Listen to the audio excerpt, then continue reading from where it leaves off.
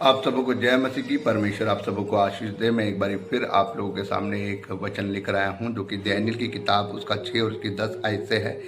यहाँ पर बाइबल में इस प्रकार से लिखा है, जब दानियेल को मालूम हुआ कि उस पत्र पर हस्ताक्षर किया गया, तब वह अपने घर में गया जिसकी उपरोटी कोठरी की खिड़की यरूशलेम की ओर खुली रहती थी, और अपनी रीति के अनुसार जैसा वह दिन में 3 बार अपने परमेश्वर के सामने घुटने टेक कर प्रार्थना और धन्यवाद करता था, वैसे ही वह करता रहा। हालेलुया। मेरे भाइयों बहनों, यहाँ पर परमेश्वर का वचन हमें बताता है कि हमें परमेश्वर की उपस्थिति में रहना बहुत ज़्यादा ज़रूरी है।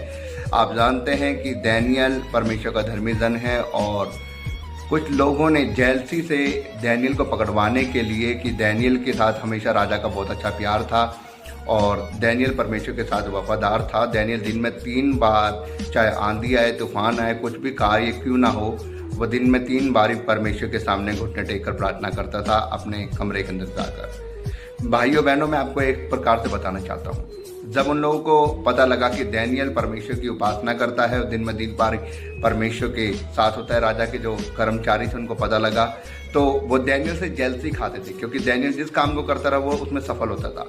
उन्होंने दानियेल को पकड़वाने के लिए, दानियेल को गिरवाने के लिए, उनको मरवाने के लिए उन्होंने एक ऐसा लेटर तैयार किया आपस में सम्मति करके कि हम क्या करते हैं, दानियेल को फंसवाने के लिए हम एक ऐसा लेटर बनवाते हैं, उससे राजा से साइन करवाएंगे। तब उन्होंने एक लेटर तैयार करवाया कि राजा, अब से 1 महीने तक जो भी तुझे छोड़ किसी और देवी देवता को दंडवत करेगा वो जिंदे शेरों की माद में डलवा दिया जाएगा।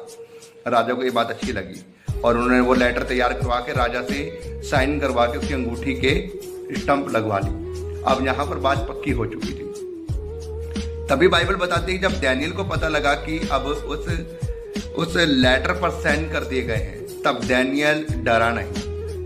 दानियेल को उस बात की परवाह नहीं थी कि मुझे जिंदे शेरों की माद में डाल दिया जाएगा, लेकिन दानियेल को इस चीज़ की चिंता थी कि मेरा परमेश्वर की हजूरी में अगर मैं दिन में 3 बार ही नहीं गया तो मेरा परमेश्वर मुझसे नाराज हो जाएगा। मैं आपको ये बात समझाना चाहता हूँ मेरे भाई बहनों, छोटे से वचन से, कि आज हमारे जीवन में बहुत सारे दुख आते हैं, बहुत सारी तकलीफें आती हैं, बहुत सारी परेशानियाँ आती हैं, बहुत सारे ऐसे हालात आते हैं।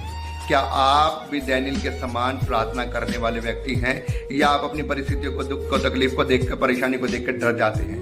अगर आप डर जाते हैं तो आपको डरना नहीं है, क्योंकि जो परमेश्वर दानियेल को जिंदा शेरों की माद से बाहर निकाल सकता है वो आपको भी बाहर निकाल सकता है आपकी परेशानियों से। इसलिए आप डरें ना, दानियेल के समान विश्वासी बने रहें, विश्वास में बने रहें, परमेश्वर की उपस्थिति में बने रहें। जब आप परमेश्वर की उपस्थिति में बने रहते हैं, आप देखते हैं परमेश्वर के